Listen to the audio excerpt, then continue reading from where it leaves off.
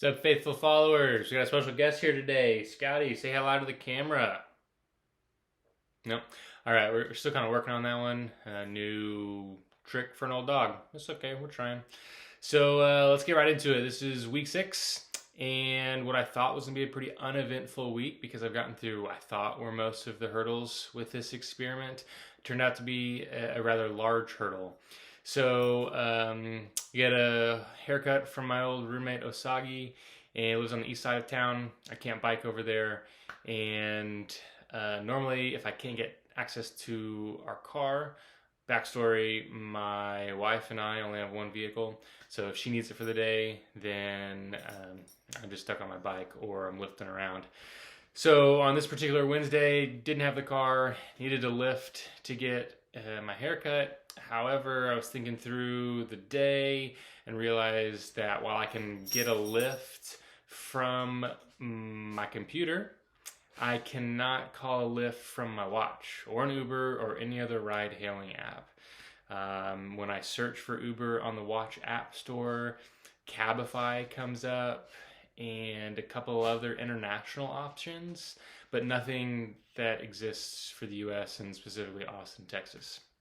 So, did some research, and Uber pulled its watch support back in January of 2022.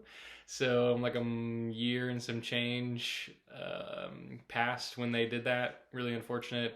Lyft apparently removed support in like 2018, and then kind of found out that there was a bunch of other apps that have slowly pulled their support for the Apple Watch. So what could have been, I think these companies initially putting out their apps to support watch support, not getting their users to get on board with it. I guess if you have your phone, why would you need to do it on this tiny screen? I get it. But that just makes this experiment a little less feasible. I did think about, so if at the end of all this, you cut the phone plan, you still have a phone though, just like using Wi-Fi. I could try to connect to Wi-Fi and call Lyfts and Ubers, and that would kind of work if there's Wi-Fi available. Otherwise, once I get to my destination away from my computer, I'm out of luck. So that was a really unfortunate. I actually ended up biking home, and then thankfully Huli, a roommate, let me use her car, so I drove over to get my haircut. So that was quite the adventure on Wednesday. Something else I followed up on is overall, when I tell people about the SMS hurdle and not being able to send or receive text messages directly from the watch, everyone's always like, Apple, they're trying to make you buy into their ecosystem. It's what they do, right?